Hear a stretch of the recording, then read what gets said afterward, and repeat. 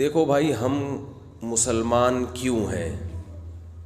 کیوں اسلام کی طرف اپنے آپ کو منسوب کرتے ہیں؟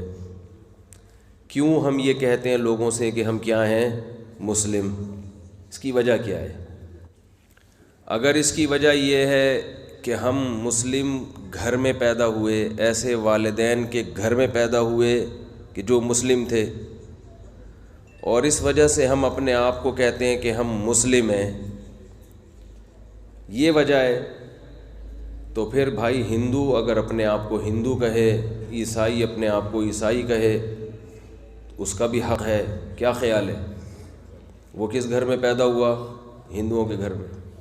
اور اگر ہم اپنے آپ کو مسلمان اس لیے کہتے ہیں کہ اسلام کے کچھ بنیادی عقیدے ہیں، آپ بھی انہی عقیدوں کو مانتے ہو، چاہے اس لیے کہ آپ کے والدین مانتے تھے یا اس لیے کہ آپ کا اپنی تحقیق ہے،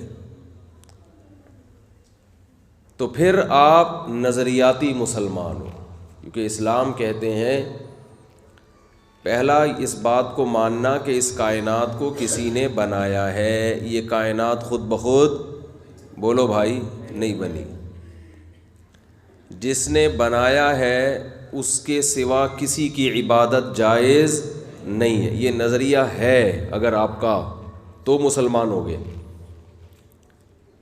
پھر اتنا بھی کافی نہیں ہے۔ اس کے سوا کوئی عبادت کے لائق نہیں، اور پھر اس نے اپنے بندوں کی ہدایت کے لیے لاکھوں ہزاروں پیغمبر دنیا میں بھیجے، یہ بھی ماننا پڑے گا آپ کو۔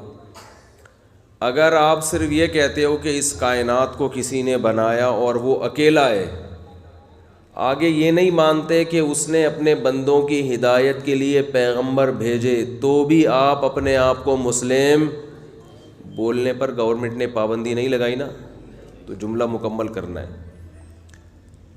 یعنی اللہ کو بھی مانتے ہو، اللہ کو ایک بھی مانتے ہو، اتنا بھی کافی، تو بول لینا نہیں ہے۔ بہت سے لوگ خاموش بیٹھے ہوئے ہیں، اتنا کافی نہیں ہے۔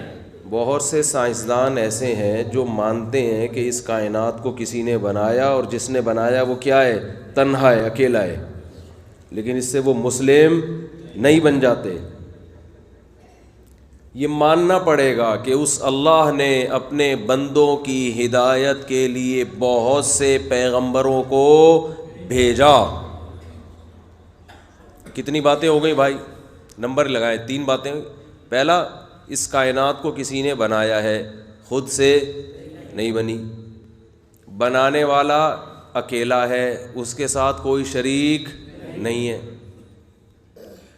بنانے والے نے بہت سے پیغمبروں کو اپنے بندوں کی ہدایت کے لیے بھیجا۔ ایسا نہیں ہے کہ بنا کے اپنے بندوں کو ان کے حال پر چھوڑ دیا، ایسا نہیں ہے کہ بنا جو مرضی کرو۔ چوتھی بات، اس اللہ نے جن پیغمبروں کو بھیجا ان میں بعض پیغمبروں کو کتابیں بھی دیں، وہ کتاب اللہ کا کلام تھی، اس میں اللہ نے خود اپنے بندوں سے براہ راست بات کی ہے۔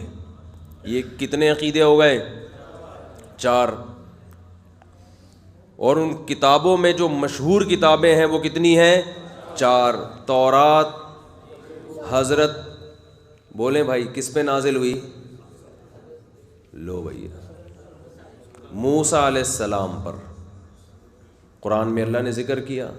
تو ہمارا ایمان ہے کہ موسیٰ کلیم اللہ تھے، کوہ طور پر ان کو نبوت ملی، اللہ براہ راست ان سے ہم کلام ہوتا تھا، اور اللہ نے ان کو بنی اسرائیل کی طرف پیغمبر بنا کر بھیجا، اور ان کو جو کتاب دی وہ ہدایت کی کتاب تھی، اور اس کا نام کیا تھا؟ تورات۔ زبور اللہ نے کس کو عطا فرمائی؟ داؤد علیہ السلام کو، یہ بھی بنی اسرائیل کے پیغمبر۔ انجیل اللہ نے کس کو عطا فرمائی؟ حضرت عیسیٰ علیہ السلام کو، یہ بھی اللہ کے سچے پیغمبر، بغیر باپ کے پیدا کیا اللہ نے اپنی قدرت سے۔ اور چوتھی کتاب قرآن، یہ کس پر نازل ہوئی؟ محمد صلی اللہ علیہ وسلم پر۔ تو یہ کون سا عقیدہ ہو گیا؟ نمبر 4۔ کائنات خود سے نہیں بنی، اللہ نے بنایا، وہ اکیلا ہے، یہ دوسرا عقیدہ۔ تیسرا، اس نے پیغمبر بھیجے۔ چوتھا، اس نے آسمانی کتابیں بھیجیں۔ پانچواں عقیدہ، پیغمبروں کا سلسلہ محمد صلی اللہ علیہ وسلم پہ اس نے ختم کر دیا۔ آپ کے بعد کوئی نبی نہیں ہے۔ اگر کوئی کہتا آئے گا تو وہ کچھ بھی ہو سکتا ہے، مسلم نہیں ہو سکتی ہے۔ میں کیوں بتا رہا ہوں؟ آپ کہوں گے ہم کو اسلام پڑھانے آئے ہیں مفتی صاحب، یہ تو سب کو پتہ ہے۔ مسئلہ یہ کہ نہیں پتہ، مسئلہ یہ ہے کہ آج مسلم کی ڈیفینیشن یہ ہے کہ شناختی کارڈ میں جس کا نام کیا لکھا ہوا ہو، مسلم، مذہب کے خانے میں کیا لکھا ہو، مسلم، تو اس کو لوگ سمجھتے ہیں مسلمان ہیں۔ حالانکہ ایسا نہیں ہے بھائی، کچھ بنیادی عقیدے ہوں گے تو مسلم کہلاؤ گے۔ شناختی کارڈ، اگر شناختی کارڈ میں اسلام لکھنا مسلم سے مسلم بن جاتا تو قیامت کے دن حساب و کتاب کے بجائے شناختی کارڈ دیکھے جاتے لوگوں کے۔ بہت مشکل ہے بات سمجھانا۔ قیامت کے دن فرشتوں کا کام ہو جاتا بہت آسان۔ بھائی نادرا کے وہ لے کے بیٹھے ہوتے مشین، حساب و کتاب ہو رہا ہوتا، لائن لگا، بھائی انگوٹھا لگا، بھائی انگوٹھا لگا، شناختی کارڈ سامنے آ جاتا ہے نا۔ شناختی کارڈ میں مذہب کا خانہ دیکھتے اسلام لکھا ہوا ہے، چل جا جنت میں۔ اور انگوٹھا لگا کے فرشتوں نے چیک کیا، اسلام نہیں لکھا ہوا، کدھر جانا ہے، چل بھائی ادھر جا، تو آسان ہو جاتا نا کام۔ تو اس سے پتہ، حالانکہ ایسا قیامت میں بولو نہیں ہوگا۔ اس سے پتہ چلتا ہے کہ بھائی کچھ عقیدے ہیں، کچھ اعمال ہیں جو اختیار کرنے پڑیں گے تو آپ کیا بنو گے، مسلم۔ اگر وہ عقیدے نہیں ہیں تو جو مرضی کرتے رہو، دنیا آپ کو مسلم کہہ دے گی، شناختی کارڈ میں مسلم لکھا ہوگا، مگر اللہ کی نظر میں آپ مسلم نہیں بنو گے۔ یہاں تک بات سمجھ میں آ گئی ہے کہ نہیں آئی ہے؟ مجھے لگ رہا ہے کچھ لوگوں کی سمجھ میں نہیں آ رہی ہے۔ اچھا، اب دیکھو، کچھ چیزیں تو سبھی مانتے ہیں اس میں۔ اس کائنات کو کسی نے بنایا، یہ تو دنیا کی زیادہ تر آبادی مانتی ہے کہ یہ کائنات خود سے نہیں بنی، یہاں تک تقریباً سوائے چند احمقوں اور بے وقوفوں کے، باقی سب مانتے ہیں بھائی کوئی ہے۔ تبھی ہندو بھی مانتا ہے، عیسائی بھی مانتے ہیں، سکھ بھی مانتے ہیں، یہودی بھی مانتے ہیں، پارسی بھی مانتے ہیں، سب مانتے ہیں۔ مسئلہ یہاں آ کے کھڑا ہوتا ہے کہ اچھا یہ بھی سب مانتے ہیں کہ وہ ایک ہے، اس کے ساتھ کوئی شریک نہیں ہے۔ آپ عیسائیوں سے پوچھو کہ خدا کتنے ہیں، وہ کیا جواب دیں گے؟ ایک۔ ہندوؤں سے پوچھو کہ جو حقیقی بھگوان ہے اس کی تعداد کتنی ہے، وہ کیا کہیں گے؟ ایک۔ وہ کہتے ہیں سچی مچی کا بھگوان بس ایک ہی ہے۔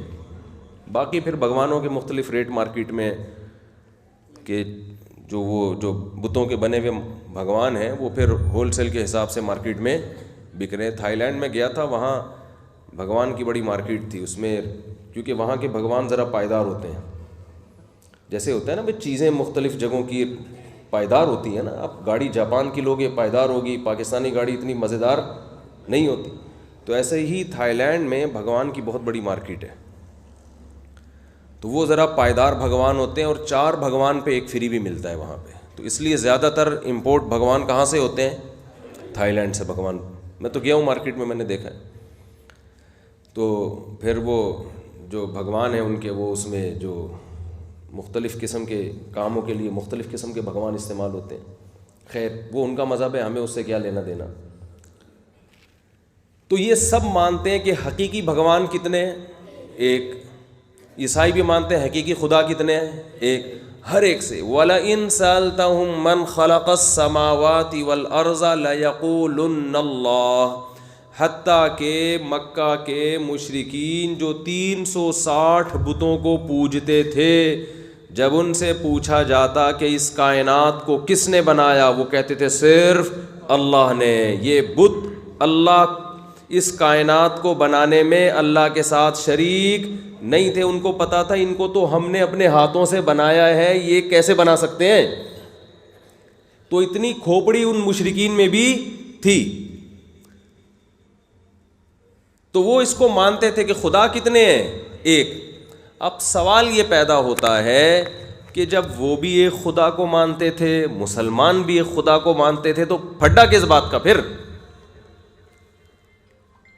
جھگڑا کس بات کا ہو گیا؟ اصل تو اسلام کی بنیادی دعوت کیا ہے؟ توحید ہے نا. نبی صلی اللہ علیہ وسلم نے جب دعوت دی ہے مشرکین مکہ کو, تو نماز روزے کی بات تو بہت بعد میں جا کے کی ہے نا. اصل جو پھڈا کھڑا ہوا تھا, جھگڑا کھڑا ہوا تھا, وہ کیا ہے؟ قولوا لا الہ الا اللہ. عبادت, معبود صرف کتنے ہیں؟ ایک معبود ہے, اس پر جھگڑا کھڑا ہو گیا نا. ابو لہب نے کہا تب لک یا محمد صلی اللہ علیہ وسلم, اے محمد آپ کے ہاتھ معاذ اللہ ٹوٹ جائیں. اسی پہ قرآن کی آیت نازل ہوئی, تبت یدا ابی لہب, ابو لہب کے ہاتھ ٹوٹ جائیں. تو سوال یہ پیدا ہوتا ہے کہ جب ابو لہب کا بھی ایک خدا تھا, اور آپ صلی اللہ علیہ وسلم نے جو پہلی دعوت دی ان کو جمع کر کے احد کے وہ جو پہاڑ ہے مکہ مکرمہ کا, صفا پہ کھڑے ہو کر, تو اس میں آپ صلی اللہ علیہ وسلم نے بھی ایک خدا کی بات کی, تو پھر جھگڑا کس بات کا ہوا؟ سوال سمجھ میں آئے گا تو جواب سمجھ میں آئے گا بھائی. اگر سوال ہی سمجھ میں نہیں آ رہا تو پھر جواب سمجھ میں نہیں آئے گا. تو وہ بھی کہہ رہے تھے ایک خدا ہے. آپ صلی اللہ علیہ وسلم نے بھی فرمایا کہ اللہ کے سوا کوئی معبود نہیں ہے, تو پھر جھگڑا کیا ہوگا بھائی؟ قرآن خود کہتا ہے ان سے پوچھو کہ خدا کتنے ہیں, کائنات کو بنانے والے کتنے ہیں, تو یہ بھی کہتے تھے ایک, اور آپ نے بھی کیا فرمایا؟ ایک. تو پھر جھگڑا کس بات کا؟ تو جھگڑے کے لیے ضروری ہے کہ دونوں جھگڑے کرنے والوں کا دعویٰ الگ الگ ہو. تو اب خوب سمجھو کہ نبی صلی اللہ علیہ وسلم نے مشرکین مکہ سے کہا لا الہ الا اللہ, اللہ کے سوا کوئی معبود نہیں ہے. وہ مانتے تھے کہ ایک اللہ ہے, اللہ کے لفظ سے بھی واقف, اللہ کی ذات سے بھی واقف, اللہ کی صفات سے بھی واقف. وہ مانتے تھے اس کائنات کو بنانے والا ایک ہے, لیکن معبود ایک ہے یہ نہیں مانتے تھے. وہ معبود میں اور گاڈ میں فرق ہے. گاڈ سب کے نزدیک ایک ہے, معبود سب کے نزدیک ایک نہیں ہے. کیوں؟ معبود کی ڈیفینیشن کیا ہے, اس کو خوب اچھی طرح سمجھیں. معبود کہتے ہیں جس کی عبادت کی جائے, جس کی عبادت. مشرکین یہ کہتے تھے اور آج بھی کہتے ہیں کہ عبادت اللہ کے علاوہ بھی کسی کی ہو سکتی ہے, اگرچہ اس کائنات کا بنانے والا ایک اللہ ہے, ایک گاڈ ہے. ہندو کہتے ہیں نا بھگوان صرف ایک ہے, لیکن عبادت ان پتھروں کے بنے ہوئے بتوں کی بھی کرتے ہیں وہ. تو اللہ نے بتایا کہ عبادت کے لائق صرف اور صرف ایک ہی ذات ہے, اس کے علاوہ کسی کی عبادت کرنے کی تمہیں اجازت نہیں ہے. تو ہزاروں دفعہ ایک خدا کہتے رہو, یہ توحید اللہ کی نظر میں قبول نہیں ہے. میں سمجھا پا رہا ہوں اپنی بات؟ اب مسئلہ آ جائے گا کہ جیسے مشرکین اپنے آپ کو توحید پرست کہتے ہیں, عیسائی اپنے آپ کو کیا کہتے ہیں؟ ہم توحید پرست ہیں. عیسائی اپنے آپ کو مشرک نہیں کہتے, وہ کہتے ہیں تورات میں انجیل میں توحید کا حکم ہے, تو ہم بھی کیا ہیں؟ توحید پرست. ان سے کہو بھائی عیسیٰ علیہ السلام کی عبادت کیوں کرتے ہو؟ کہہ رہے ہم کب کرتے ہیں عبادت, ہم تو ایک خدا کو مانتے ہیں جو آسمانوں پر ہے, عرش پر ہے, بس اس کو مانتے ہیں, اس کے علاوہ ہم کسی کو خدا نہیں مانتے. او بھائی تو پھر حضرت عیسیٰ کو کیوں دعاؤں میں پکارتے ہو؟ کہ ہم تو دعا کر رہے ہیں, کوئی عبادت تھوڑی کر رہے ہیں. ہم کیا کر رہے ہیں؟